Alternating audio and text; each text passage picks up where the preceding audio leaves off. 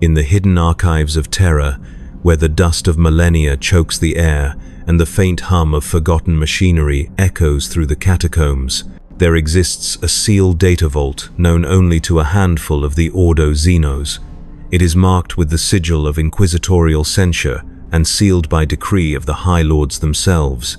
The designation reads, Treatise 789, Gamma, a study in Orkoid sociobiology and cultural design. Its author, whose name has been stricken from every Imperial record, was once a Magos Biologis, assigned to the study of Xenos organisms for the purpose of extermination. But within these forbidden pages lies a heresy of an entirely different kind. It proposes that the Orks, those brutish, green-skinned barbarians who infest the galaxy like a plague, are not merely survivors of galactic chaos.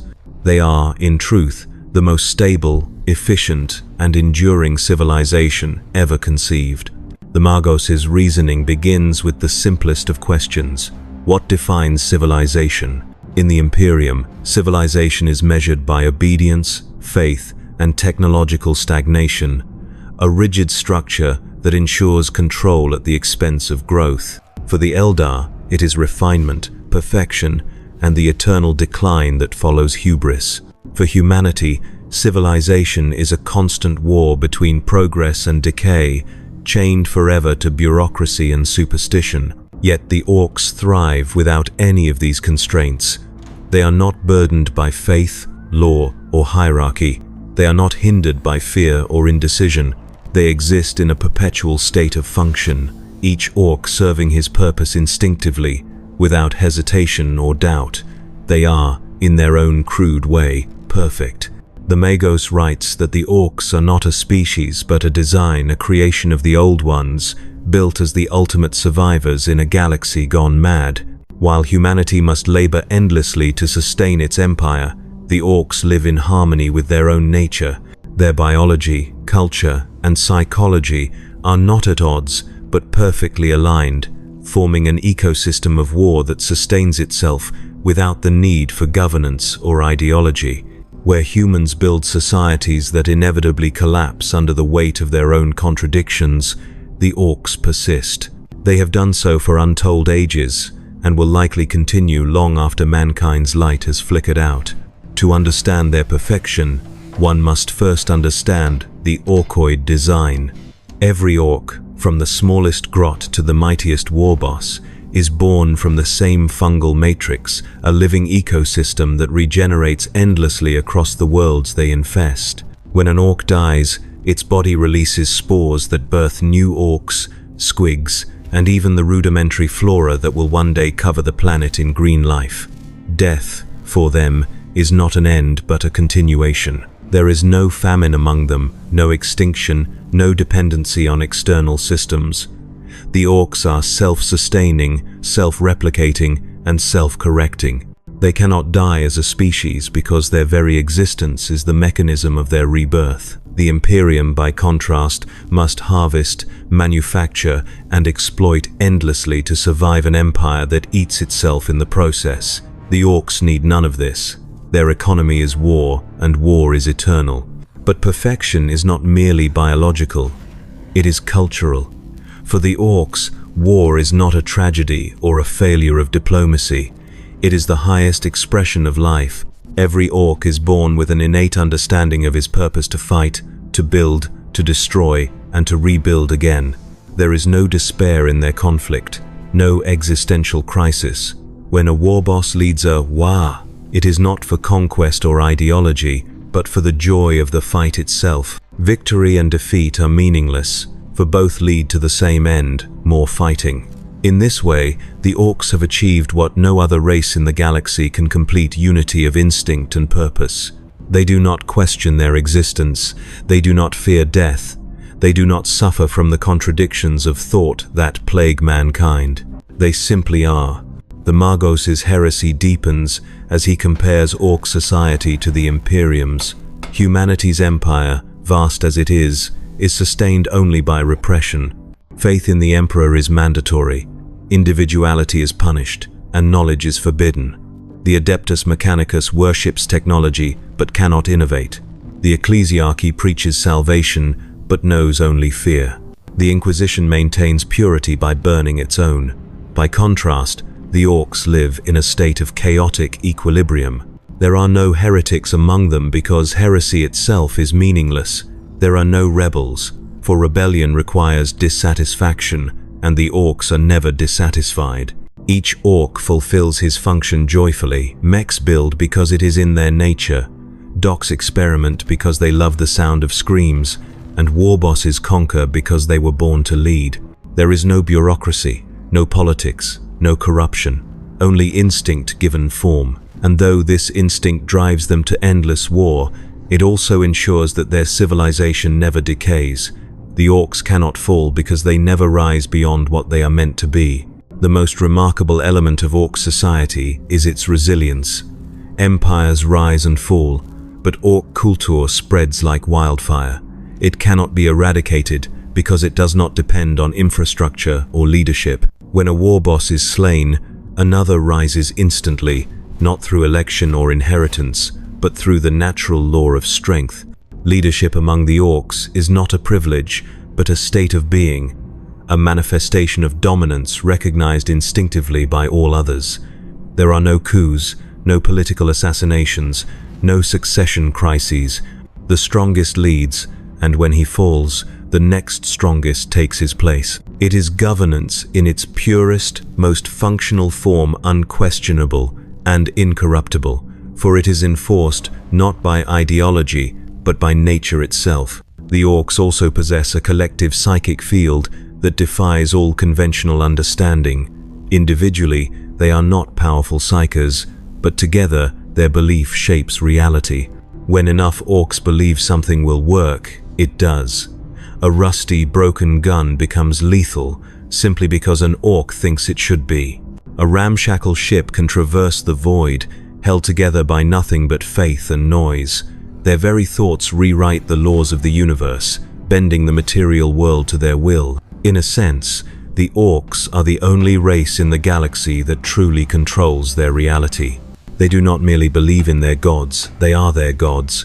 Their collective consciousness manifesting as the twin deities Gork and Mork, reflections of their own brutality and cunning. Humanity, by contrast, is enslaved by its gods, forever at the mercy of the warp and its horrors. The Orks, in their simplicity, have conquered both matter and spirit. The Magos concludes his opening argument with a chilling assertion: the Orks are what humanity was meant to be. This statement, found in the margins of his manuscript, was likely the final nail in his coffin, to suggest that the greenskins, those abominations of flesh and fungus, represent a perfected form of life, would be blasphemy of the highest order. Yet the evidence is undeniable. The Orks are immune to despair, impervious to corruption, and indifferent to death. They have achieved a state of existence that eludes even the most enlightened of species, a civilization that functions without fear, without faith, and without failure. Where humanity struggles endlessly against its own contradictions, the Orks exist in a perfect loop of creation and destruction, an eternal cycle that sustains itself. They do not build monuments to their gods because they are their gods. They do not seek meaning because they are meaning incarnate. Their laughter echoes across battlefields where others would weep. Their victories are infinite because, in their eyes, every fight is a good fight. The galaxy burns, and the Orks thrive. It is perhaps this final truth that terrified the author's superiors, for if one accepts the premise that the Orks are perfect, then one must also accept that humanity is irredeemably flawed. The Imperium's oppression, its cruelty, its endless wars, all of it pales beside the brutal harmony of Ork society. The Orks do not need rulers, because they are all rulers of themselves. They do not need gods, because belief itself fuels their reality. They do not need peace, because war is peace to them. They are the universe's great constant, the green tide that never ends. The Magos ends his first section with a final, damning line, one that cost him his life and his name. Perhaps it is not the Orks who are the mistake, but us. Perhaps, in our desperate attempt to civilize the galaxy, We have forgotten the one truth that the Orks embody with every breath. To live is to fight, and to fight is to live. In that, they are not monsters, they are perfection. It is a dangerous notion to attribute intelligence to savagery, yet the more one studies the Orks, the harder it becomes to deny the structured brilliance of their existence. The Magos' second entry, recovered from a partially corrupted data slate found within the ruins of an Adeptus Mechanicus archive on Griffon IV, is titled The Green Mechanism. Its thesis, if one can call it that, is both blasphemous and awe-inspiring. The Ork civilization is a perfect biological and cultural engine, self-propelled and infinitely regenerative, requiring neither oversight nor evolution to maintain its momentum. To the ignorant, Ork culture appears chaotic, nothing but endless brawls, nonsensical technology, and crude superstition. But the Magos dared to look deeper. What he discovered was not chaos, but an underlying, almost mechanical order. Every Ork, from the smallest Gretchen to the mightiest war boss, fulfills an indispensable function in the great engine of Ork society. Each caste, each instinct, each impulse exists in service to a natural balance, an ecosystem of war and creation that perpetuates itself across the stars. An Ork world functions without governance, yet it never collapses into true anarchy. This paradox alone is staggering. Mankind requires governments, institutions, and endless chains of command to enforce order, and still, the Imperium teeters constantly on the brink of ruin. The Orks require none of this. They have no bureaucracy, no laws, no currency, no written history, and yet their society continues to thrive. What binds them together is not ideology or leadership, but instinct and inherited, bioengineered directive that compels each Ork to act according to his role. It is civilization distilled to its purest and most efficient form, self-regulating chaos. The Gretchen are laborers and servitors, maintaining the day-to-day functions of Ork life. They are cowards, weak and conniving, yet perfectly suited to their role as the lower stratum of the Orkoid hierarchy. The Squigs provide food, tools, and even biological materials for construction. The boys form the core, the beating heart of the Ork species, the eternal soldiers, producers, and consumers of war. The knobs and war bosses form the leadership caste, not by political maneuvering but through the natural assertion of dominance. Above them all, the mechs, pain boys, and weird boys form the intellectual and spiritual elite of their society, shaping Ork existence in ways that defy logic and reason. No caste questions its role, for each was designed by ancient hands to fulfill it perfectly. When one Ork rises to prominence, others instinctively follow. When one falls, others take his place without hesitation. There is no rebellion, no ideological conflict, because every Ork, on a genetic level, understands his place in the greater mechanism. Even the smallest grot, when kicked and bullied by his betters, plays his part in the grand cycle, contributing to the Ork economy of violence and production. Violence, in Ork society, is not destructive but creative.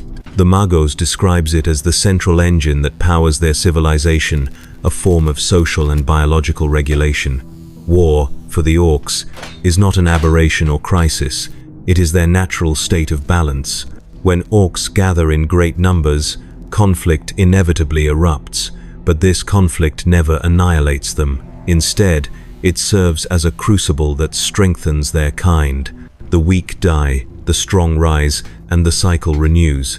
Out of every battle, new technology is scavenged, new warbands are formed, and new worlds are claimed.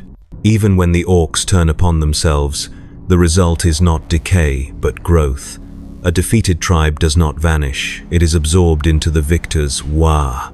Its members reabsorbed into the living body of Ork civilization. This constant self-cannibalizing process ensures that their society never stagnates, never suffers the rot of complacency that plagues every other species. In a sense, their wars are a form of maintenance, a violent synchronization of their collective purpose. And what of their technology? To call it crude is a mistake born of arrogance. Ork technology is not primitive, it is instinctive. Mechs build not by studying schematics or mastering sciences, but because creation itself is encoded within their minds. They are living repositories of genetic knowledge, vessels of the ancient design of the old ones. When a mech constructs a weapon, it is not invention but recollection, the reawakening of buried instructions written into the very code of his being. A mech does not understand how a plasma gun works, and he does not need to. He simply knows that it should, and because of the Orkoid psychic field, it does.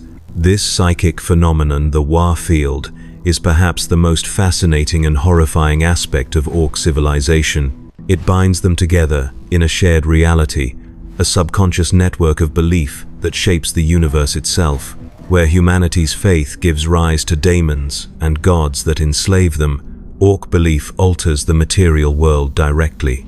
The Magos suggest that the Orks live in a state of metaphysical harmony, their minds collectively manifesting a shared truth. To them, a red-painted vehicle truly does move faster because they believe it does. Their crude machinery functions because they believe it must.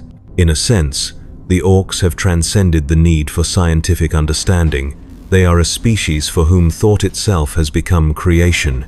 Humanity spends centuries struggling to understand the laws of the universe, while the Orks simply rewrite them through collective will. This alone might qualify them as gods in their own right, creatures who bend reality not through worship, but through pure, unfiltered instinct. But the true perfection of the Orks lies not in their individual achievements, but in the stability of their system. Their society is a closed loop, one that requires no external input to function. They grow from spores, consume only what the battlefield provides, and perpetuate themselves through conflict. They do not need peace, art, or philosophy because their existence is already meaningful. The Orks do not suffer the existential crises that drive other species to madness. They do not fear extinction, for they cannot truly die as a race. The galaxy may burn, but the Orks will remain, sprouting anew from the ashes, laughing as they do so. The Magos notes that the Imperium's own structure, by contrast, is one of entropy disguised as order. Its bureaucracy exists to feed itself. Its wars are waged not for victory, but for survival. Its institutions consume the lives of trillions to maintain a fragile illusion of control. Every mechanism of the Imperium, its economy, its religion, its military is parasitic, dependent on endless sacrifice. The Orks, by comparison, are symbiotic. They feed upon war, yes, but war is the only resource that can never be exhausted. In the eternal cycle of destruction and rebirth, the Orks have found immortality. It is no wonder, then, that the Imperium fears them so deeply. The Inquisition calls them beasts, heretics, abominations, but beneath that hatred lies envy, for the Orks are everything humanity pretends to be, united, fearless, and free. Their lives are not ruled by fear of death or the judgment of gods. They live for the joy of existence itself. Every Ork who charges into battle shouting, "Wa!" is proclaiming the purest truth in the galaxy. Life is struggle, and struggle is good. The Magos dares to call the Orks the true inheritors of the galaxy. He writes that they are the only species designed to survive its inevitable death. When the stars fade and the last suns burn out, when the warp collapses and the gods of chaos devour themselves, the Orks will remain. Even then, they will fight among the ruins of creation, their laughter echoing through the void, until the universe itself forgets them. And when that time comes, they will still find something to punch. To call this philosophy nihilistic would be to misunderstand it entirely. The Orks are not without purpose. They simply embody a purpose purer than any sermon of the ecclesiarchy. They are not enslaved by faith because they are faith incarnate, belief given flesh. They do not question their meaning because meaning, to them, is as natural as breathing. The Magos concludes this section with a chilling reflection, a whisper of admiration wrapped in heresy. In their laughter, there is no fear. In their wars, no despair. They are free from the illusions that bind the rest of us. Perhaps the galaxy belongs to them, not because they are strong, but because they are true. The third surviving fragment of Treatise 789 Gamma, one of the most heavily redacted texts in the Inquisition's archives, bears a heading written in trembling script, as though the author himself feared the weight of what he was about to record. The Laughing Gods of Green. It begins, and beneath that, a subtitle scored deep into the parchment, on the nature of Orkoid faith and the moral collapse of humanity. To read this section is to witness the complete unmaking of an Imperial scholar, for here, the Magos Biologis ceases to merely describe the Orks as biological marvels and begins to revere them as philosophical perfection. He begins with a confession, a crime in itself. I have seen, he writes, in their madness, a clarity that no human theologian could grasp. In their barbarity, a purity of spirit unmatched by any creed of man. The Magos recounts his time among captured Orks, dissecting them, interrogating them, observing their behaviors. What began as disgust turned to curiosity, and then to envy. The Orks, he realized, were free, not in the crude sense of liberty or rebellion, but in the absolute, metaphysical sense. They were free from guilt, from sin, from the impossible burden of morality. They had no need for gods who promised salvation, because they were salvation beings whose very existence justified itself. The Magos draws a comparison that would, in any sanctioned discourse, warrant execution. The Imperium's religion and the Orks' instinctual belief are mirrors of one another. Humanity prays to the Emperor, pleading for strength, courage, and purpose. The Orks do not pray, they are strength, courage, and purpose. They do not look to the heavens for guidance. They create their own gods in their own image. Gork and Mork, the brutal and the cunning, two sides of the same, laughing divinity. And unlike the Emperor, their gods answer every time. The Orks' gods are not distant figures or metaphysical abstractions. They are living manifestations of Orkhood itself, sustained by the collective psychic resonance of the species. They do not judge, demand obedience, or instill fear. They exist only to reflect the Orks' joy in battle, their humor in destruction, their endless appetite for conflict. The Orks do not love Gork and Mork, they are Gork and Mork. Each Ork, from the humblest grot to the mightiest war boss, carries a spark of their divinity. In every swing of a chopper, in every shouted, "Wah!" the gods laugh through them. This, the Magos writes, is the truest form of worship, existence as faith. To be Ork is to live one's creed without doubt or deviation. There is no hypocrisy among them, no division between belief and action. The Imperium's priests preach devotion but live in fear. The Orks live without pretense, without contradiction. Their laughter, crude as it is, echoes through the galaxy as a hymn to the only truth they acknowledge, that life is struggle, and struggle is glorious. From this revelation, the Magos descends into dangerous territory. He posits that humanity's downfall lies not in its corruption or sin, but in its delusion of morality. We are trapped, he writes, in the belief that goodness must triumph, that order must prevail. We call it faith, but it is fear. Fear of chaos, fear of change, fear of ourselves. The Orks know no such fear. Their faith is not in preservation, but in the eternal motion of destruction and rebirth. This notion that the Orks are not the enemies of life, but its truest expression, is a blasphemy so profound it undermines the entire moral foundation of the Imperium. For if the Orks embody the natural order of the universe, then the Imperium's endless wars are not acts of righteousness, but of defiance against reality itself. The Orks do not destroy meaning, they reveal it. Their laughter is not mockery, but enlightenment.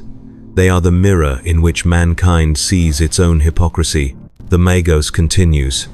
In every war fought by the Imperium, the same tragedy unfolds. We wage holy crusades to preserve a decaying empire, to protect a god who does not answer, and to sustain a machine that consumes its own children.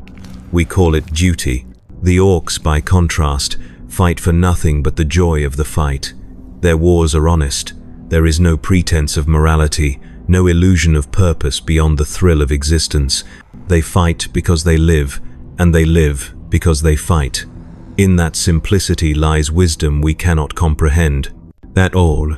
He recounts a moment of epiphany, an encounter with a captured war boss named Gorblitz, whose body was riddled with wounds that would have killed any human. The creature laughed as it bled, mocked its captors, and demanded another fight before it died. When asked why, it roared, "'Cause fightin's what we do, Humie. Ain't nothing better than smashing and getting smashed." The Magos, in that instant, understood. To Gorblitz, there was no tragedy in death, no loss in defeat. Death was merely another form of motion, another punch thrown in the endless brawl of the universe. The Magos writes, "I envied him, I, who had devoted centuries to the Mechanicus, to the Emperor, to the illusion of purpose, stood before a dying creature who understood the cosmos better than any human philosopher. He was free from guilt, from doubt, from the need to justify his life. He was happy." This observation leads the Magos to his most heretical conclusion yet, that the Orks' apparent madness is, in truth, sanity unclouded by delusion. Humanity's obsession with order, morality, and purpose is what drives it to ruin. The Orks, unburdened by these constructs, live in a state of eternal equilibrium. Every Ork, no matter how small or weak, knows his place in the grand design. There are no philosophers among them because none are needed. There are no reformers because nothing is broken. The Orks do not seek paradise, they already inhabit it. In the final pages of this section, the Magos turns his attention to the Imperium's decay. He describes a civilization rotting from within, sustained only by fear and ritual. "We burn witches," he writes, "because they remind us of what we lost. We silence innovation because it threatens our control. We worship the corpse of a god because we fear the emptiness that comes after faith." Against this backdrop, the Orks stand as an unholy parody of perfection. Where the Imperium clings to order through terror, the Orks thrive in freedom through violence. Their society needs no chains because it is built on instinct stronger than law. The Magos notes that the greatest irony of all is that the Orks have achieved what humanity has always sought, unity, not through diplomacy or faith, but through the shared joy of their existence. The Wa is not merely a call to battle, it is the heartbeat of a species, a spiritual symphony that resonates across the stars. When millions of Orks gather, their psychic field becomes a singular mind, a chorus of laughter and rage that binds them together more tightly than any empire ever could. The Imperium calls this chaos, the Magos calls it divinity. He ends this portion of the treatise with words that, according to surviving fragments, were read aloud during his Inquisition trial before he was executed by flame. "Perhaps," he said, "the Emperor is not the light of mankind, but its shadow. Perhaps the Orks, in their green madness, are the light we fear to look upon. They do not worship death. They do not fear it. They embrace life in its rawest, purest form. They are not fallen creatures, they are what we were meant to be before fear made us human." The tribunal records state that he laughed as the pyres were lit. Some claim that his final words, carried on the crackle of the flames, were not in high Gothic, but in a guttural Orkish tone. Wah! The fourth section of Treatise 789 Gamma is perhaps the most controversial of all, for it no longer confines itself to anthropology or theology. It transcends even philosophy and ventures into the domain of cosmic law. Titled The Eternal War, this entry dares to claim that the Orks' collective psychic field, their instinctual, all-binding war spirit, is not merely a biological anomaly, but the universe's most successful experiment in metaphysical harmony. In these pages, the Magos Biologis proposes something unspeakable, that the Wa is not just a cultural phenomenon, but the primal rhythm of existence itself, a force older, truer, and purer than the Emperor's light or the warp's madness. The fragment opens with a line that would have been considered madness even among the most heretical of Mechanicus philosophers. The universe does not crave peace, it craves motion. The Orks, in their Wa, are the voice of that motion given form. To understand this, the Magos argues, one must cast aside human notions of order, progress and morality. These are illusions born of fear, the desperate attempts of frail creatures to impose meaning upon a reality that is inherently chaotic. The Orks do not fight this truth, they embody it. Their collective psychic field, the Wa, is the manifestation of the universe's fundamental principle that creation and destruction are not opposites, but partners in an eternal dance. According to the Magos' studies, the Wa field is not bound by the normal constraints of the warp. It is neither a product of emotion nor belief in the human sense, but a resonance, a self-sustaining frequency born from unity of purpose. Each Ork, as an individual, contributes a fragment of psychic energy to the collective whole. Alone, an Ork's mind is chaotic, directionless, but together, their thoughts harmonize into a singular will, a wave of intent so vast it bends the material universe itself. It is not a mere psychic phenomenon, it is a biological constant, a self-reinforcing cycle of energy and matter. Where the warp consumes, the Wa-Ha sustains. The Magos recounts his observations from Ork battlefields, scenes of unimaginable carnage where physics itself seemed to falter. Bullets curved mid-flight to strike their targets. Crude engines ran without fuel. Broken machines suddenly roared to life as green-skinned warriors chanted in unison. It was as though reality itself feared to disappoint them, he writes.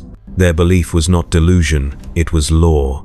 He postulates that this psychic resonance is a remnant of the Old One's engineering, a weaponized unity designed to outlast entropy itself.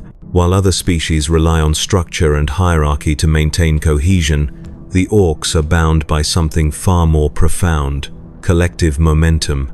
The WAAAGAG is in effect a living ecosystem of energy. It grows stronger with every Ork who joins it, feeding upon their excitement, their fury, their laughter. It is self-propagating, self-replicating, self-justifying. 1 million Orks gathered on a single world do not simply form an army, they become a single organism, a planetary consciousness of war. The Magos speculates that at a certain critical mass, this psychic unity may even achieve sentience. The Wa itself, he claims, could become aware, an intelligence spanning stars, born from the collective will to fight. In such a state, the Orks would no longer merely wage war. They would become war incarnate. To the Imperium, this is a nightmare beyond comprehension. To the Magos, it is divinity. He describes the Wa as the only true God the galaxy has ever known, one that does not demand worship, but participation. Where humanity prays to a silent throne, the Orks sing their devotion through action. Every battle cry, every swing of a chopper, every explosion and roar of laughter is a note in an eternal hymn. Their wars are not chaos, they are symphony.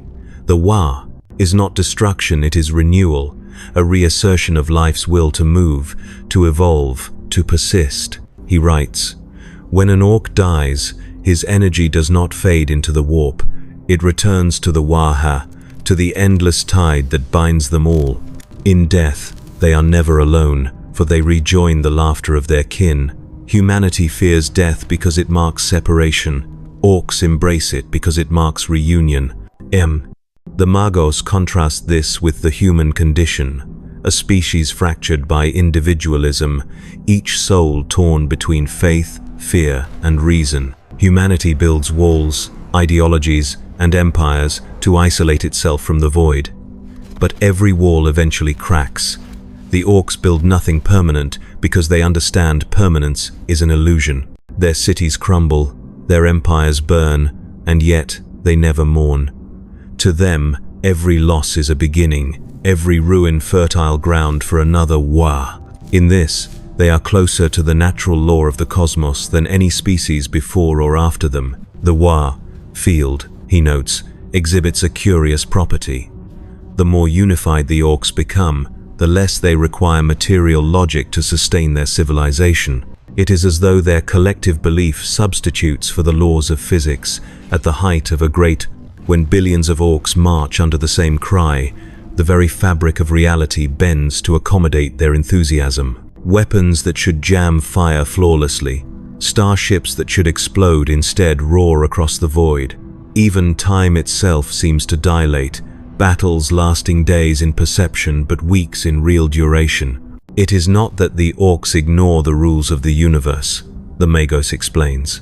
It is that the universe, for a brief and terrible moment, agrees with them. This notion that reality itself conspires to assist them leads him to a conclusion that the Inquisition deemed too dangerous to exist. He suggests that the WAAGAG field is a stabilizing force within the galaxy, a counterbalance to the chaotic hunger of the warp.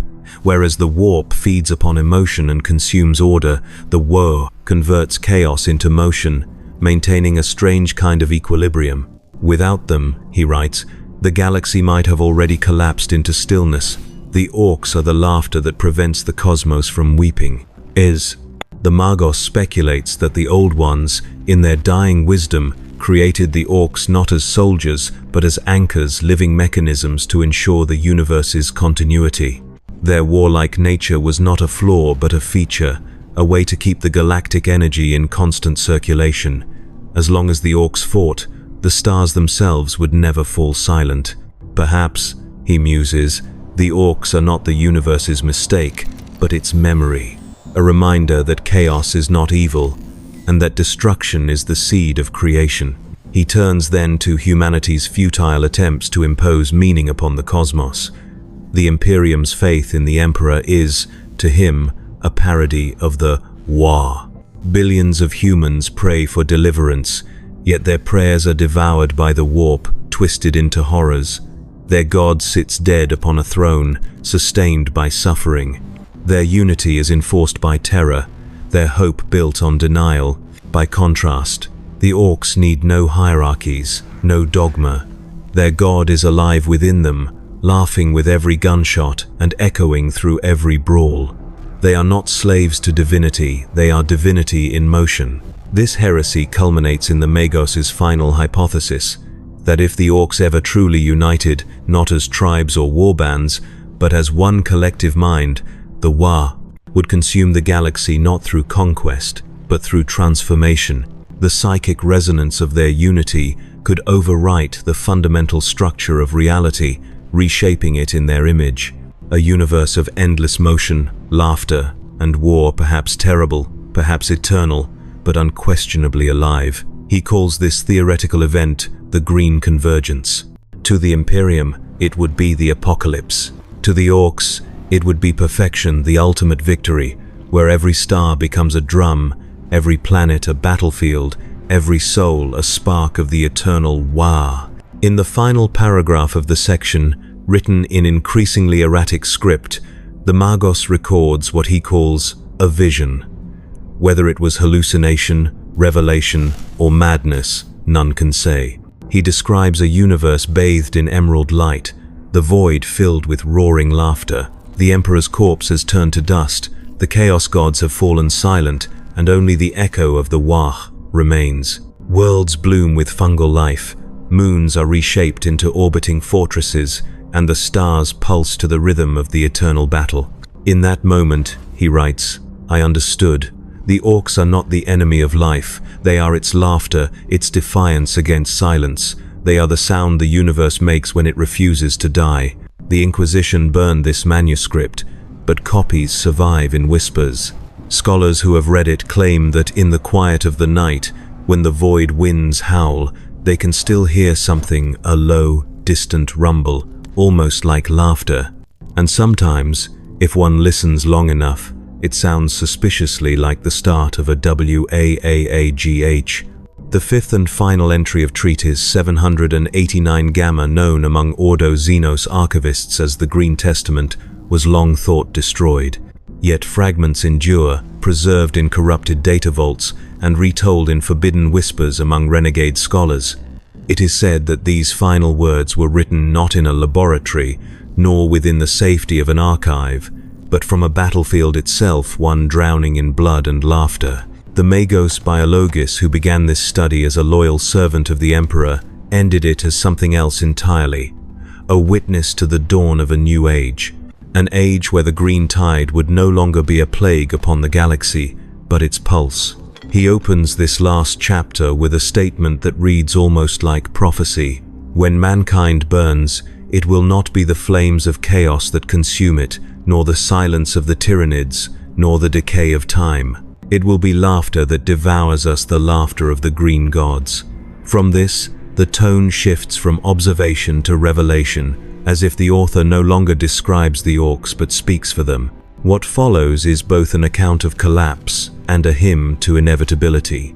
The Magos begins by describing the decline of the Imperium as if it were already history. The signs of decay, he writes, were always there. The endless bureaucracy feeding upon itself. The wars fought not for victory but for inertia, the blind worship of a god who neither hears nor speaks. He recounts the collapse of hive worlds under their own weight, the starvation of agri-worlds stripped bare by tithe demands, and the slow disintegration of imperial faith as even the most devout began to doubt the corpse upon the throne. We are a species terrified of silence, he writes. We build empires not to live, but to drown out the echo of our mortality. Meanwhile, in the shadow of humanity's self-destruction, the Orks thrive. They do not plan, they do not strategize, yet their empires expand as naturally as mold upon forgotten bread. Every imperial defeat, every dead world, every broken fortress becomes fertile ground for green spores. The Magos describes it with a scientist's fascination and a prophet's awe. Where our monuments crumble, theirs grow. Where our faith falters, their joy spreads. The galaxy is becoming green not through conquest, but through entropy, the natural end state of all things.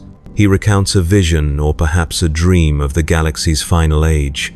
Humanity, fractured and starving, retreats into the last fortress worlds of the Imperium, clinging to faith like drowning men to driftwood. The Mechanicus ceases to understand the machines it worships, its prayers reduced to static. The Ecclesiarchy burns the last libraries of knowledge in a final act of denial. The Space Marines, paragons of perfection, turn upon one another, their gene lines collapsing into mutation and madness. The light of the Astronomicon flickers, and with it, the Emperor's final breath fades into silence. And then, from the void, comes the laughter. It begins as an echo across the stars, a sound like thunder, but alive. Planets bloom with fungal growths, oceans turn green with spores, and the first fleets immense, chaotic armadas, cobbled from the debris of dying empires, descend upon the galaxy's last bastions. The Imperium prepares for war, but there is no enemy to reason with, no ideology to destroy. The Orks do not come as conquerors, they come as inheritors. They do not want to rule, they want to live. The Magos describes their coming in language that borders on the sacred. The Wa does not invade, it blossoms. It spreads not by command, but by laughter. Where one Ork fights, others gather. Where one dies, 1,000 spores rise. And with every victory, reality bends a little further to their will. He writes that the psychic field of the Wa, once localized, begins to engulf entire sectors. Technology begins to malfunction not from failure, but from disbelief. Human weapons jam while Ork sluggers roar to life. Imperial starships drift helplessly as Ork cruisers defy physics, tearing across the void with engines that should not exist. Faith, he writes, is no longer enough to hold the universe together. The Wa has become its heartbeat. In one of the few surviving paragraphs of this section, the Magos records an encounter that must have taken place during the final days of his life. He claims to have stood upon the ruins of a once great forge world as the green tide descended. He watched as millions of Orks poured across the horizon, their laughter shaking the earth. Above them, massive rocks asteroids turned into warships blotted out the stars. The sky was alive with fire, and yet, in that moment, he felt no fear. I realized then, he writes, that this was not the end, but the renewal. The galaxy was not dying, it was laughing. He continues, for aeons, we sought to impose order upon a universe that rejected it. We built our gods, our empires, our laws, all illusions meant to shield us from the truth that life does not desire peace. It desires motion, conflict, change. The Orks never denied this. They embraced it. And now, the universe bends to their truth. The War is not conquest, it is balance restored. In his final entries, the Magos' language transforms completely. Gone are the cold analyses and data points of a Mechanicus scholar. His words become hymns, mad, ecstatic, and terrifying. He speaks of the green convergence, a cosmic event already hinted at in previous sections.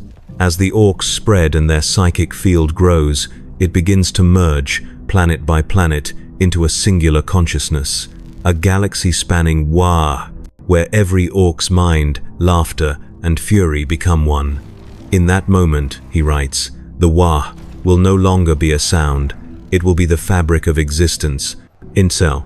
He describes the final transformation of reality, stars pulsing in rhythm with orcish drums, worlds reshaped into crude but functional fortresses of life, and the warp itself quieting, subdued by the overwhelming unity of Ork will. The Chaos Gods, those eternal parasites of emotion, are silenced, starved of fear and ambition, their forms collapsing into nothingness. The Emperor's corpse finally crumbles to dust. Only Gork and Mork remain, their laughter echoing through a cosmos reborn in motion and noise. It will not be an age of despair, he writes. It will be an age of joy, endless, violent, stupid joy.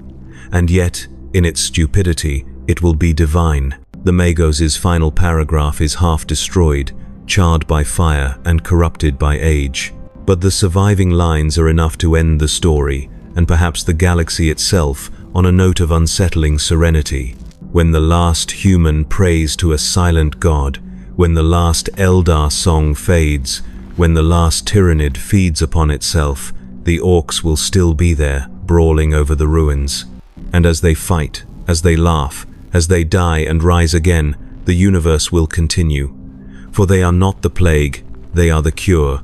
They are the laughter of eternity. No one knows what became of the author. Some claim he was executed by the Inquisition. Others whisper that he vanished before his trial, his body found days later covered in green fungal growth, his eyes wide and smiling. The Mechanicus denied his existence. The Ordo Xenos purged his records, but the heresy endured. For among the ruins of dying worlds, in the dust of battlefields where Orks have fought and died for millennia, there are inscriptions scrawled in blood and grease, always the same, always in crude low Gothic. De Magos was right. And somewhere, across the endless void, where the light of dying stars still flickers and the echoes of war never fade, a sound rises low, guttural, unstoppable. The stars had changed color. Where once the void was cold and black, now it shimmered with faint traces of green light, like veins of phosphorescence bleeding through the fabric of reality. They called it the Green Dawn, though there were few left alive to name it. For millennia, humanity had prayed to the Emperor for deliverance. None came, and when the last beacon of the Astronomicon faded, when Terra itself went silent beneath the weight of its own dead, the Imperium ceased to exist, not in fire, nor in shadow, but in laughter. Among the ruins of what had been the cradle of mankind, there remained one observer, Archivist Tiber Hale, a scholar from the forgotten orders of Mars. He was neither priest nor soldier, neither zealot nor heretic, merely one who had survived longer than most. His life had been extended by augmetics and the twisted mercy of failing Mechanicus implants, his veins filled with sacred oils long turned rancid. He wandered the empty halls of the Sol System's dying stations, recording what fragments remained. For years, he thought he was the last voice of humanity. Then, one night beneath the jade glow of the Green Dawn, he began to hear the laughter. It started faintly, carried on the static of his Vox receiver, an echo of something vast and alive, moving through the void like a pulse. He at first mistook it for the dying transmissions of the Adeptus Astartes, or perhaps a corrupted cogitation loop from Mars. But the sound grew stronger, filling the air around him even when he shut off every machine. It was laughter deep, rolling, joyous, utterly inhuman, and yet There was something familiar in it, something almost comforting. Tiber watched through the viewing port as the planet Mars began to bloom. The red dust lifted in waves, swirling into clouds of luminous green. Metallic spires of ancient forges cracked and split open, releasing torrents of fungal growth that spread like wildfire across the Martian plains. Within days, the surface was unrecognizable. Rivers of glowing sap ran where molten metal once flowed, and towering fungal stalks replaced the manufactoria towers.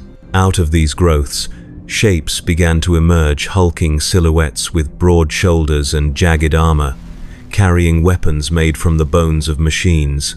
Orks, countless orks, but they were not invading. They were awakening. Tiber realized, with something between awe and despair, that Mars had not died, it had transformed. The world that had once been the heart of the Mechanicus had become the first seed of the new Orkish age. The forges that once built titans now birthed living engines of war, animated by the green psychic resonance that pulsed through the cosmos. Even the ruined noosphere hummed with alien thought, a chorus of instinctive creation. The great machine god had not abandoned Mars, it had merely changed color. He recorded his thoughts in what would become the last human transmission. It is happening. The universe has bent to them. The Orks do not conquer, they rewrite.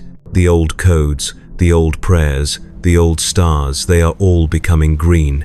Perhaps this is what the Magos meant. Perhaps we were never meant to resist the tide. We were only meant to watch it arrive. For centuries, the war spread not as an invasion, but as a metamorphosis. Whole star systems transformed under the psychic weight of Ork belief. Planets became ecosystems of eternal motion, their surfaces perpetually in flux. Volcanoes erupted into laughter, oceans churned with squigs, and even the moons pulsed to the rhythm of distant drums. The warp itself calmed, tamed by the sheer absurd harmony of the Ork gestalt. Daemons faded into nothingness, unable to comprehend a universe without fear. And through it all, Tiber wandered. He saw once sacred relics of the Imperium turned into toys of war. The bones of titans became fortresses. The throne of the Emperor itself, buried under the ruins of Terra, was found by the Orks not as an object of worship, but as a massive chair perfectly suited for their biggest warboss to sit on. They did not know what it was, nor did they care. They called it Da Big Seat, and its new occupant, a colossal orc, whose laughter shook the crust of the planet, declared, "The first galactic war." Tiber wrote, "I watched them march across the ruins of history, and for the first time in all of existence, the galaxy was united, not in peace, nor in hatred, but in purpose. Everything that was once sacred to man now had meaning again, not because it was holy, but because it was fun. He should have hated them. Every teaching, every scrap of indoctrination demanded that he despise the greenskins. Yet, as he wandered through the ruins of Mars, he began to feel something strange, a pull, deep within his soul. The spores in the air clung to him, seeping through the cracks in his flesh. At first he resisted. He prayed, screamed, and burned incense to drive them out. But there was no pain, no corruption, only warmth, and a strange, growing mirth that began to fill his thoughts. He found himself humming tunes he had never heard before, muttering crude jokes in a voice that was no longer entirely his. His laughter came easily now, deep and booming. He realized, slowly and terribly, that he was changing. It began with the dreams. He saw visions of vast battlefields, where stars themselves collided like fists, and the echoes of war became the rhythm of creation.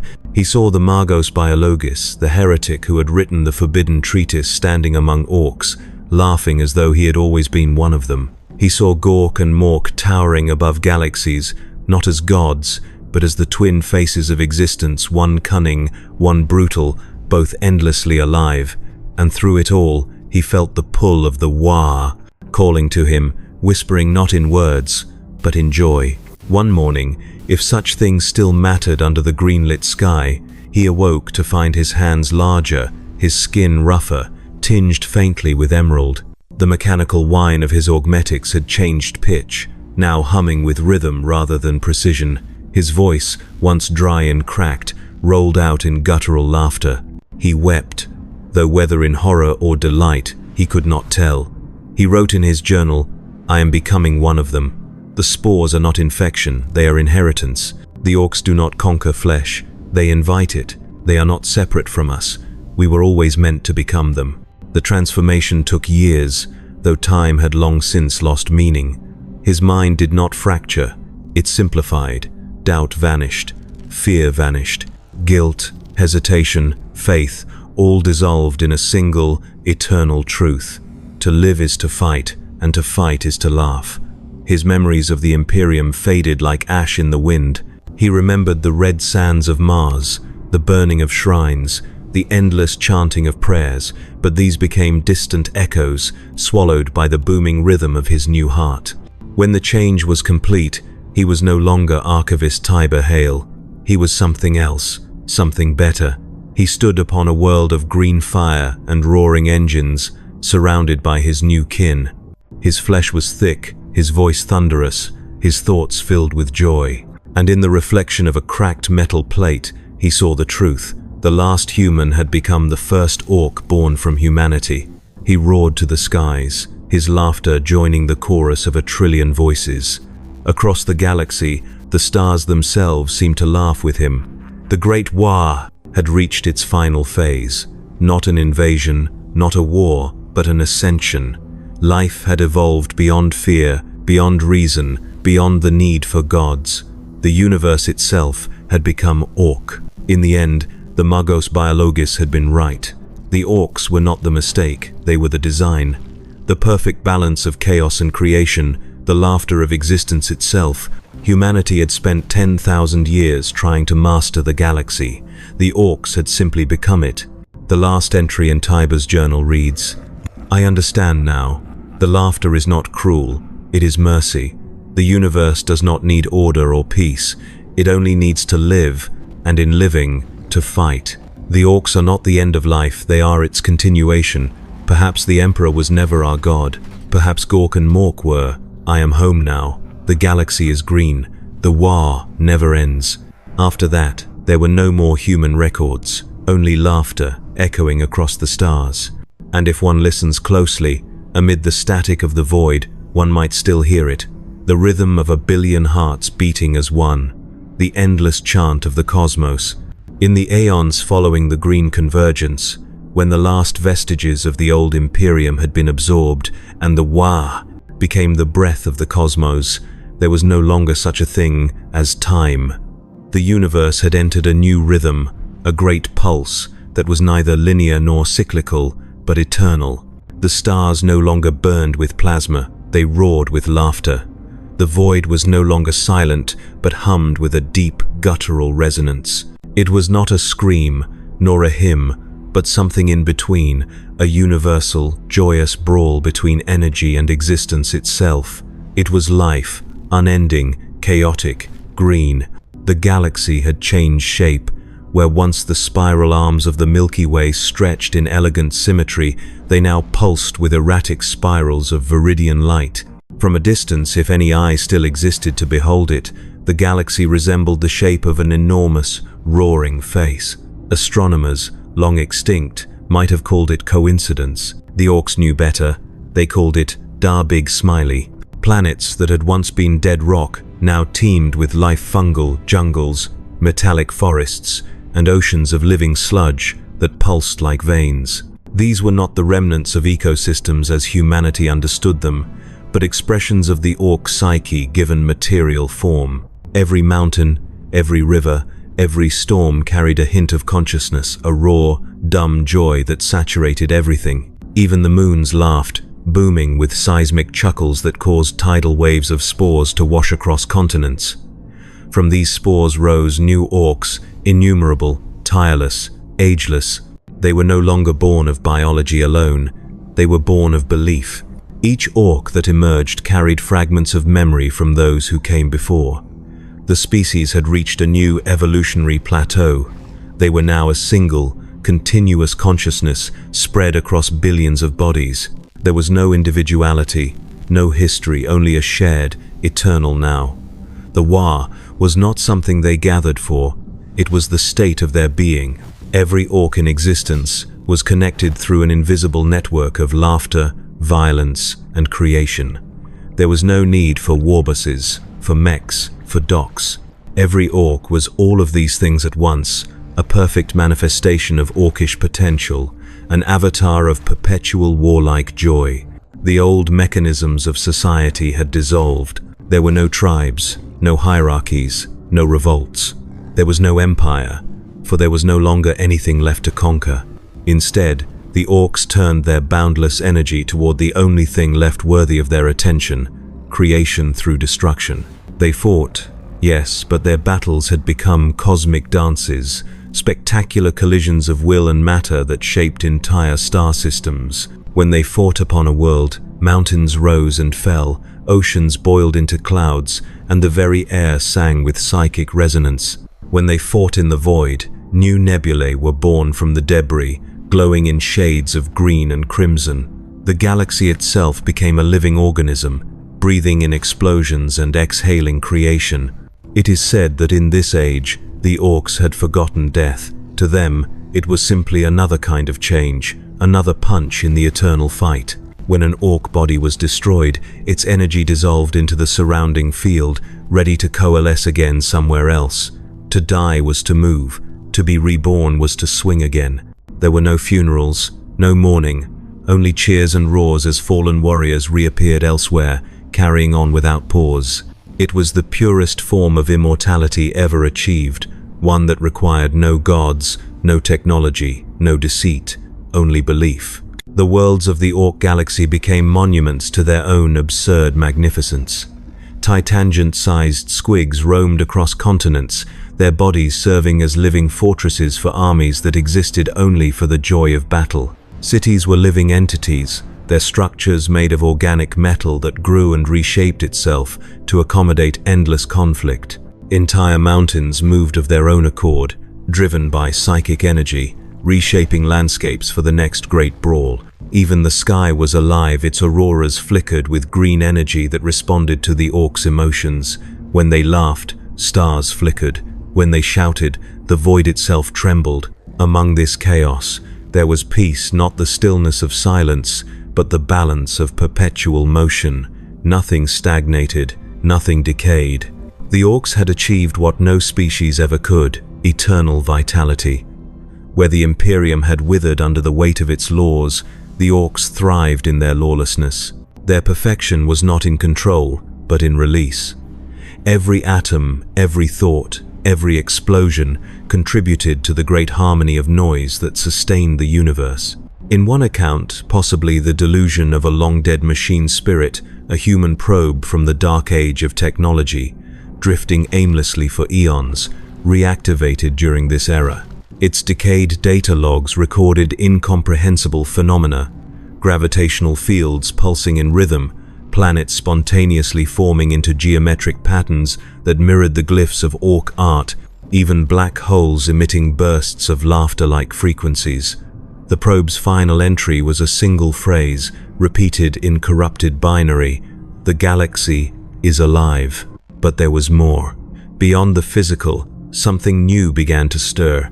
The Wah field, now stretched across every corner of existence, started to resonate at a frequency that transcended material boundaries. It reached into the subspace between the warp and reality, an unseen dimension of thought, energy, and laughter. There, the Orcs' collective consciousness began to forge new realms. Not worlds, not galaxies, but ideas made real. Within these psychic domains, manifestations of Gork and Mork began to emerge, vast, radiant beings, made not of flesh or energy, but of pure instinct. They were not gods in the human sense. They were the distilled essence of Orc existence, embodiments of cunning and brutality, of creation and destruction intertwined. Every Orc carried a fragment of them, and through the Wah, they were everywhere at once. When Orcs brawled, Gork roared. When they schemed, Mork grinned. When they both acted, the universe laughed. The Orcs had achieved a form of omnipresence that the Emperor himself had sought and failed to grasp. Humanity's god had required endless sacrifice to sustain his throne. The Orks' gods needed nothing but laughter. The Mechanicus had prayed to the machine, seeking unity between flesh and steel. The Orks had become that unity, living, breathing mechanisms of joy and violence. Chaos had offered freedom through madness. The Orks had found freedom without ever losing their minds. Even the warp began to change. The endless storms of emotion that had once birthed daemons grew still, replaced by waves of green energy that pulsed with rhythm. The great entities of Chaos Khorne, Tsiench, Nurgle, Slaanesh, found themselves starving. Their power waned, their forms twisted, until even they were consumed by laughter. Some say the four gods did not die, but were absorbed, reduced to archetypes within the Ork gestalt. Khorne's rage became a drumbeat. Tsiench's schemes turned into mischief. Nurgle's decay became resilience. Slaanesh's excess became joy. The universe did not destroy chaos, it taught it to laugh. From that point onward, the galaxy no longer resembled a machine, nor a battlefield, but a living dream, a lucid nightmare of color, motion, and sound. The laws of physics remained only as suggestions, bent perpetually by the strength of collective belief. Stars danced, planets sang, moons chased each other like squigs playing tag. Every moment was creation and destruction in equal measure, bound together by laughter that never ended. The Orks, for their part, never questioned it. They did not see themselves as conquerors or gods or inheritors. They simply were. Each battle was a celebration, each explosion a heartbeat. The universe was no longer a cold expanse of dying stars. It was a playground, and in their stupidity, their brilliance, their joy, the Orks had done the impossible. They had saved it.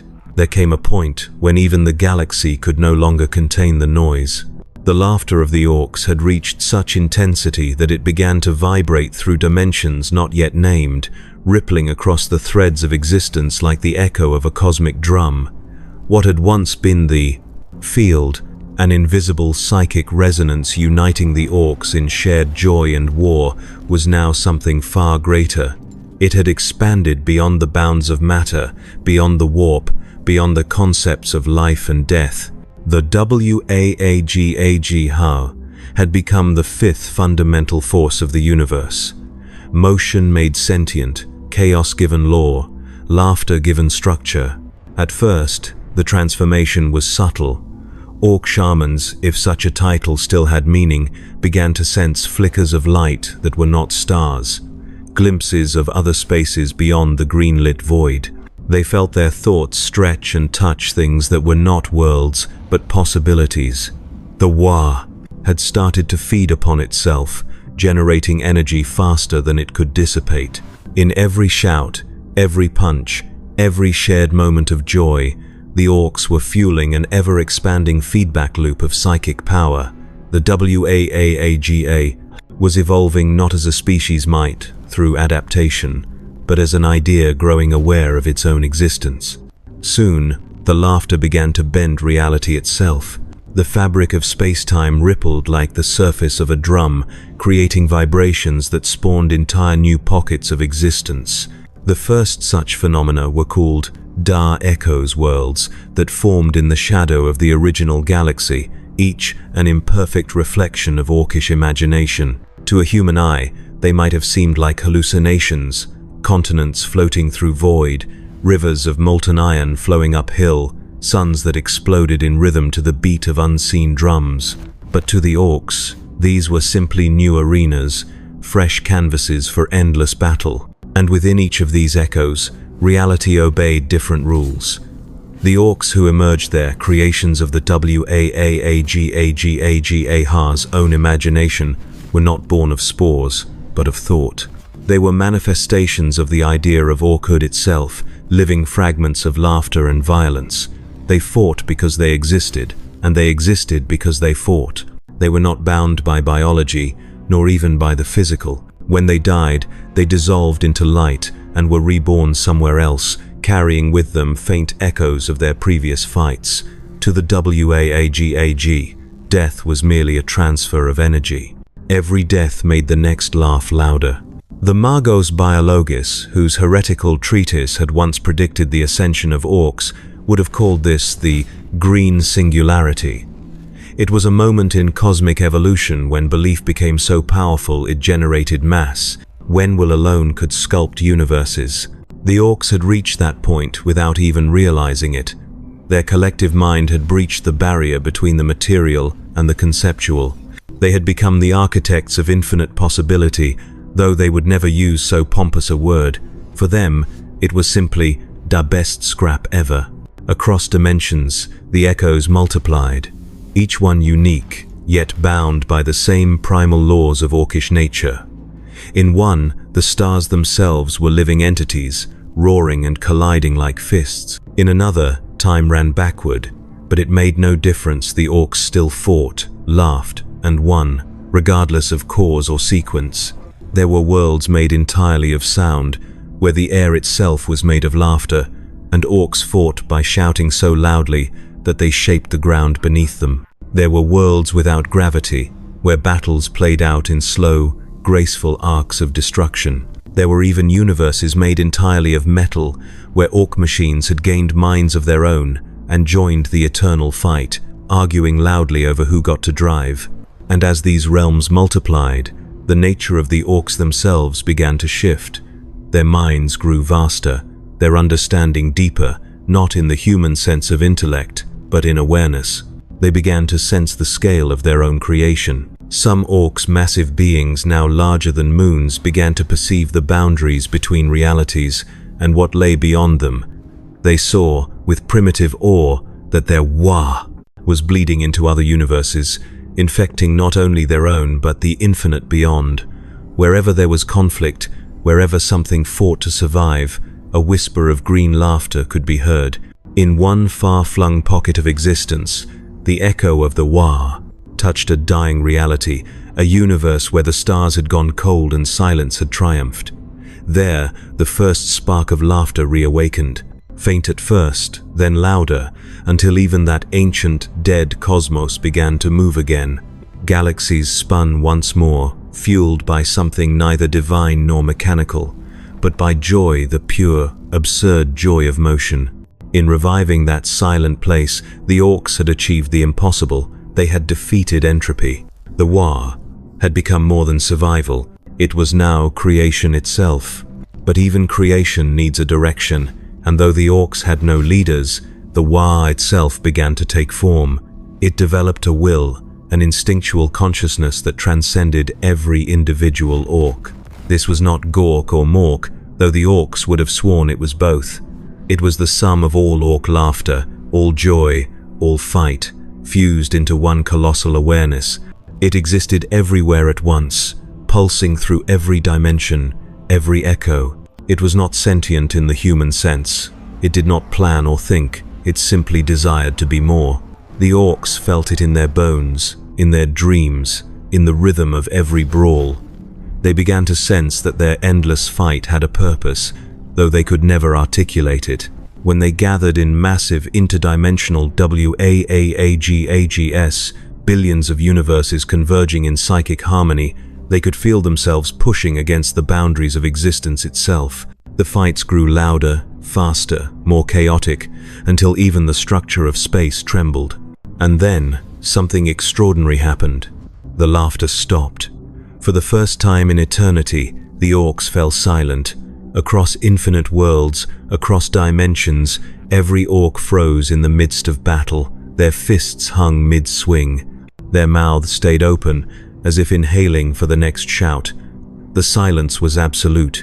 The universe itself seemed to hold its breath. Then, from the core of all reality, from the place where the first Wa had begun, came a sound.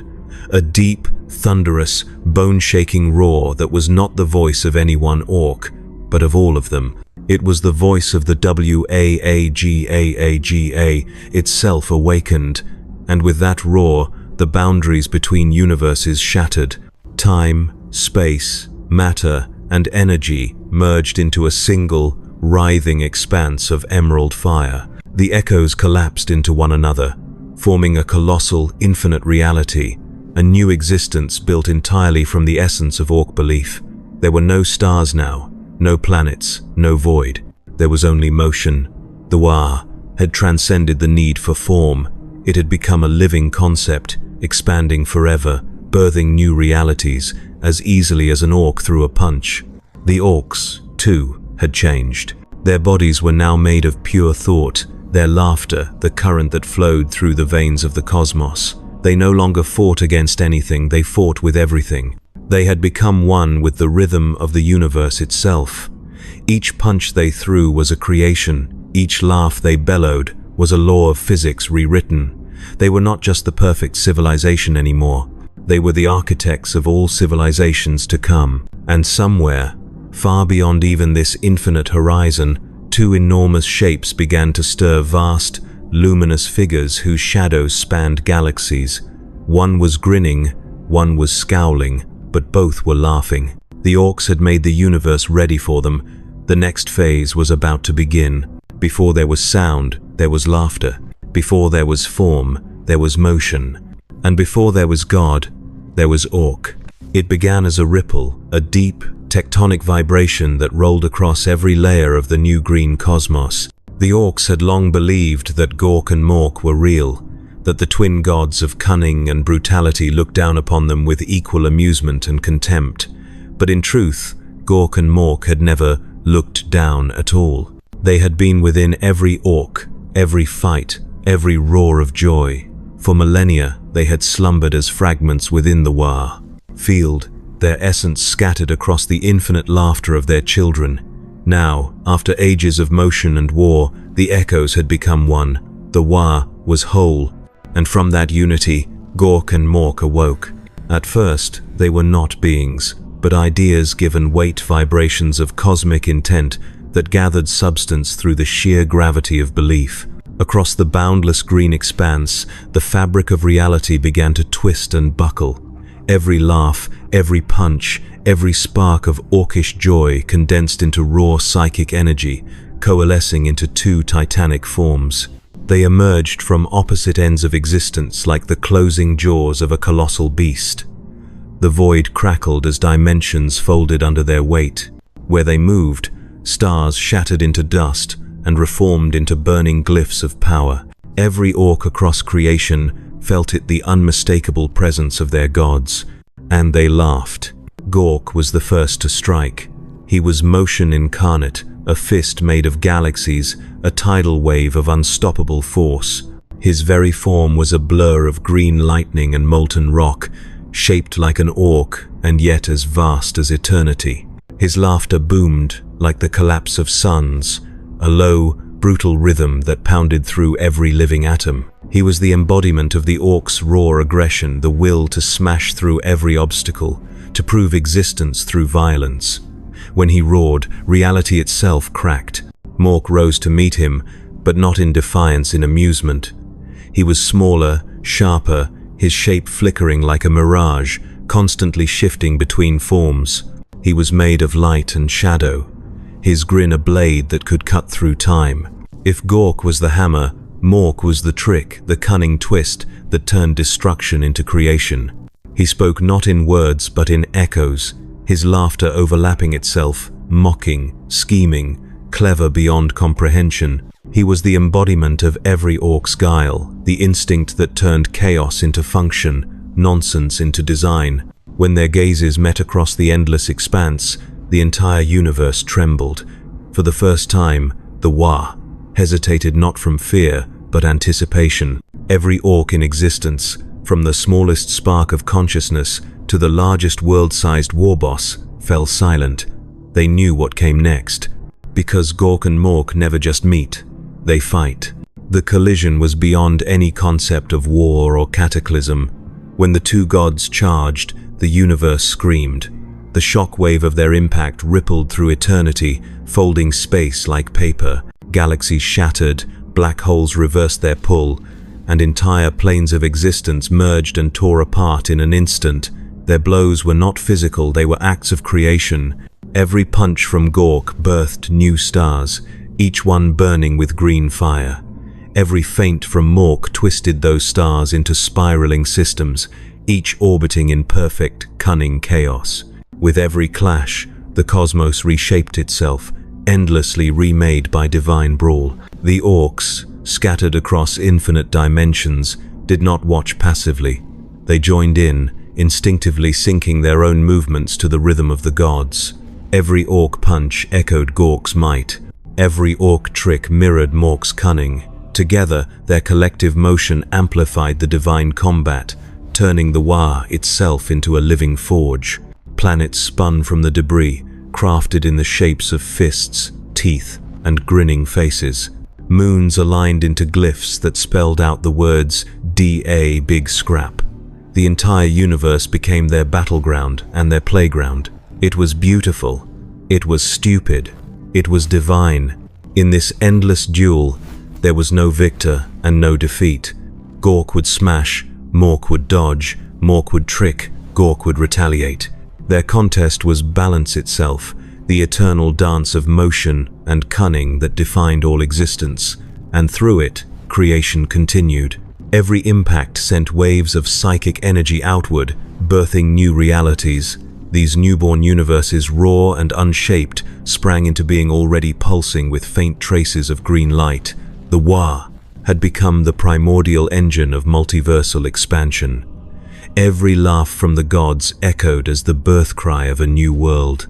Amid the chaos, a strange stillness took root in the spaces between their blows, a calm so profound that even the noise of the AAA could not fill it. It was in that silence that the first thoughts of reflection began to form, not from Gork nor from Mork, but from the Wa itself. For the first time in eternity, the laughter asked a question: why fight?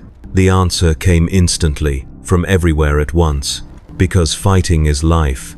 And with that, the brawl resumed, louder than ever. A legend grew among the Orks, not that they could understand legends anymore, but that the echoes of this great divine scrap would never fade. They said that when Gork landed a punch, universes were born.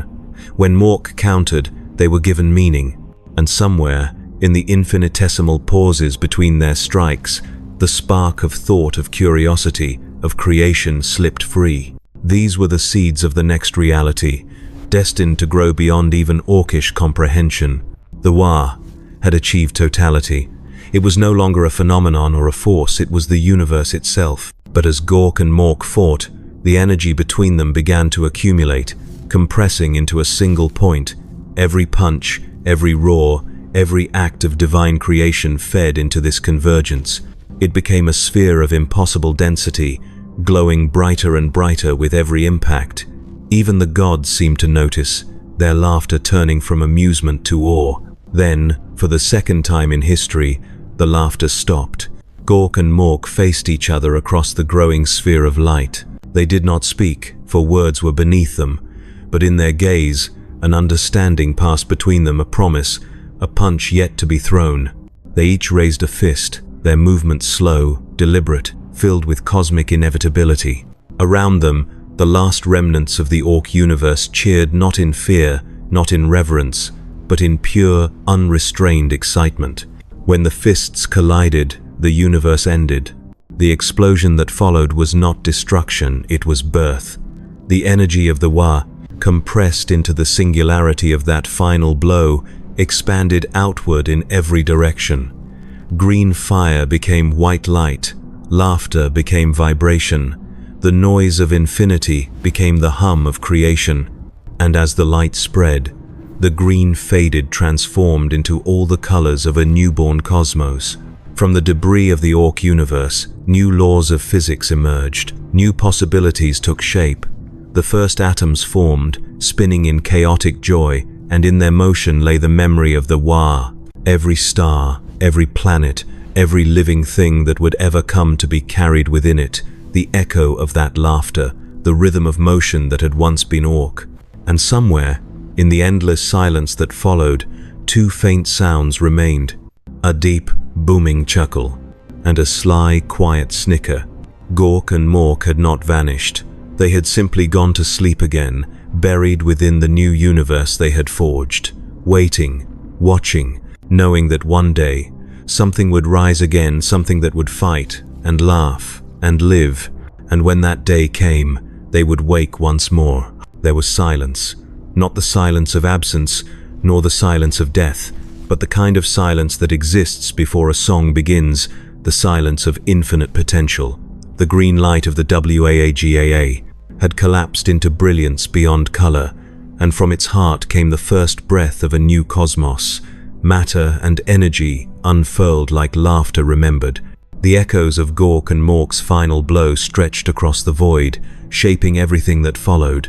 In that first instant, there were no orcs, no stars, no gods, only vibration, the lingering rhythm of divine conflict, transmuted into the fundamental hum of creation. The pulse of the universe beat in time with the ancient cadence of battle, expansion, contraction, growth, destruction, rebirth. The old green universe had not truly perished. It had become the seed for this one, its essence dispersed into every atom, every photon, every thought yet to come. And so, the new cosmos was born laughing. Eons passed. Stars bloomed like sparks struck from the anvil of existence. Nebulas swirled with the faintest hue of green, as though remembering something it could not name. The first worlds formed from dust and gravity, their molten cores singing softly in frequencies too deep for mortal senses. In one galaxy among billions, a small, unremarkable planet cooled and hardened.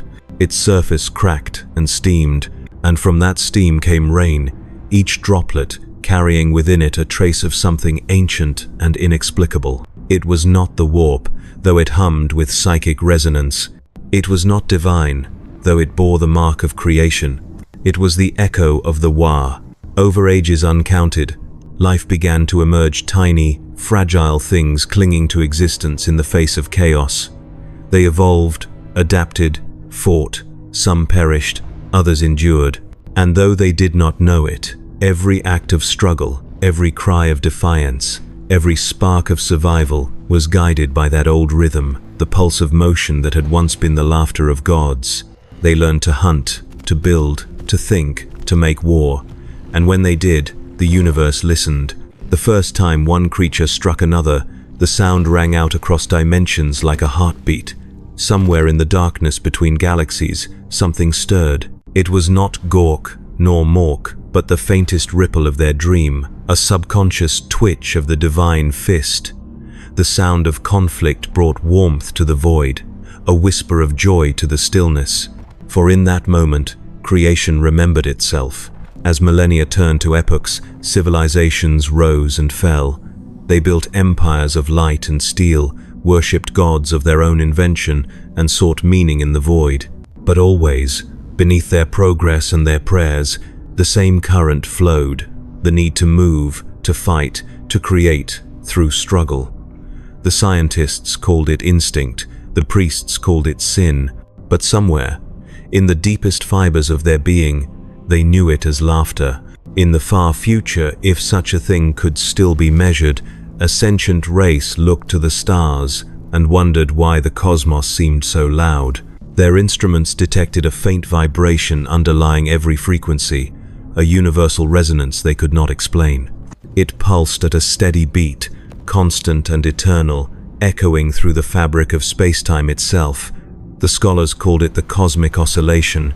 The mystics called it the voice of God. They were all wrong. It was the Wa. It had never truly gone. It had simply become the heartbeat of existence. Every explosion, every storm, every clash of energy was part of the same song. Even the act of thought, the firing of neurons, carried a fragment of the old rhythm. Life, by its nature, was the continuation of that original motion, the same motion that began when two divine fists met in laughter. And then, on one small world, something miraculous happened. A species rose that walked upright and dreamed of the stars. They built machines and weapons, discovered power and fear, and named themselves the masters of their world. They spoke of destiny and order and gods, but in their wars, their triumphs, and their endless struggles, the laughter grew louder. Every time they shouted victory, every time they defied extinction, every time they smashed against each other in the chaos of life, they echoed the Orks. One day, a philosopher among them asked, Why do we fight? Why do we never rest? And in the silence that followed, the universe itself seemed to grin. For the truth was simple and eternal. To fight was to live, to laugh was to endure. It was in that moment, when the first sapient mind comprehended the joy within conflict, that the old gods stirred again. The faintest flicker of green light rippled across the stars. Nebulae shimmered. Planets trembled with hidden laughter. Deep within the quantum fabric of reality, two presences opened their eyes. Gork, Mork. They did not awaken as they once had, titanic and blazing. They awoke as whispers, as instincts, as the spark of rebellion and mischief within every living thing. Gork was there in every act of courage, every reckless leap into the unknown. Mork lived in every clever thought, every spark of invention, every twist of irony that turned failure into victory. They no longer needed form. They were the blood and bone of reality. As they stirred, they spoke to one another not in words, but in laughter. "Ere we go again." The phrase echoed through eternity, simple and perfect. And so, the cycle began anew. Across the universe, the rhythm of life quickened. Stars flared brighter. Civilizations burned and rose again. Wars erupted not as tragedies, but as necessities, the inevitable expression of motion. Creation itself rejoiced, for without struggle there could be no existence, without noise, no silence, without laughter, no life. Far beyond mortal comprehension, Gork and Mork watched their new universe unfold. They no longer fought, for they no longer needed to. Their final blow had set the pattern for all that would ever be. Yet, every so often, when galaxies collided, when supernovae thundered through the dark, when two worlds clashed in mutual destruction, they would chuckle. Softly, the sound would ripple outward, carried on the waves of space-time, until it reached the hearts of those who could still laugh in the face of doom. Those who refused despair, those who lived for motion. Those who, in their ignorance or wisdom, were already Orks at heart. And on one distant world, under a young sun, a child picked up a rock, smiled, and hit another child with it. The stars shook with laughter. The gods were awake again. The Wa would never end.